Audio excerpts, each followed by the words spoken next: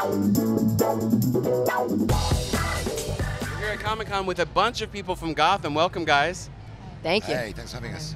First of all, I wanted to ask what it's like returning to the con after doing a full season of the show. You know, you were a new show last year. What's it like returning after delivering a full season?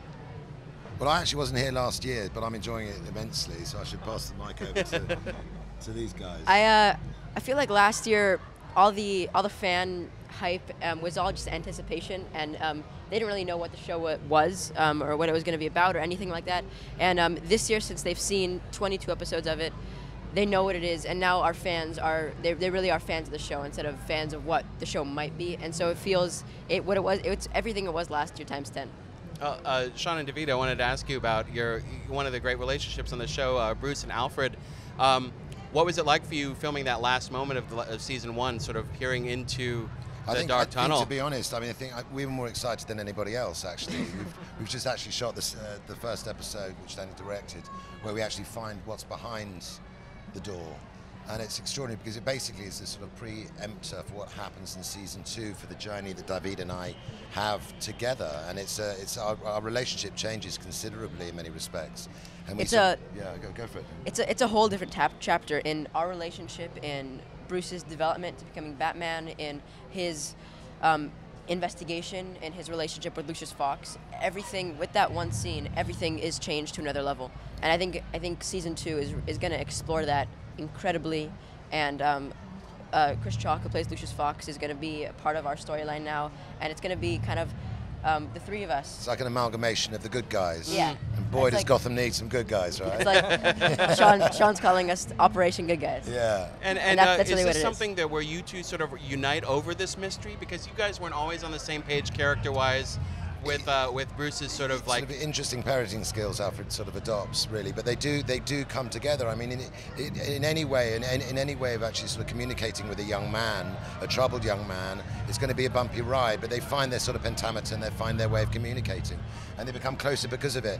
And I think with his brush with death, with Alfred's brush with death in the last season, that he questions his own mortality slightly more, and he realizes the importance of actually protecting this young man. So. And I think that in season 1, almost the whole entire season, they were butting heads, arguing about different things. Bruce is always saying, "I'm going to find out what's happened," and Alfred's always saying, "No, you got to stay safe. That's the priority." And in season 2, they're going to go through a really rocky patch in the beginning, and out of that, they're going to come out with being on the same team, and it's going to be amazing. Now, a lot of characters on the show went through a rough season 1, losing parents, getting stabbed, but Barbara, it never seemed to get any better. I lost my parents. That's true. Tragic. That's true. You may have had a hand in it, losing your parents. I mean, so yeah. Yeah, I did. What was Barbara's spiral sort of like for you, especially sort of heading into the second half of season 1? Things got pretty rough.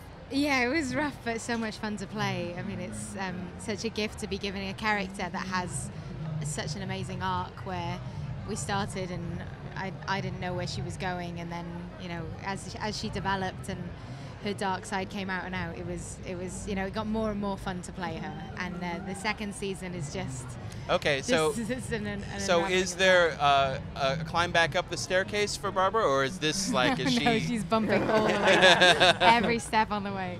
No, I mean, in terms of like her power, like she's kind of gaining in power. But also her darkness, like she's being unleashed basically in this series, and there's just so much that's going to happen to her, and it's going to be really exciting. Real quick now, from the minds behind the show, there were some big deaths coming out of the season 1 finale, and it might seem like there's a sort of a power vacuum possibly opening up crime-wise. What can we expect in the second season on that front, and like what are some of the major stories or themes you're sort of touching on? Well, I think in the world of Gotham, death is never an obstacle, so I'll just put that out there. Okay. But yeah, we have a couple of new characters come in who are big villains this year, and the world of Gotham is going to change. The underworld of Gotham changes dramatically, where we're moving away from the sort of like mobster world that we saw in season 1, and we take a big kind of evolutionary step towards supervillains. Okay. And we start to see them come out in the world of Gotham. So.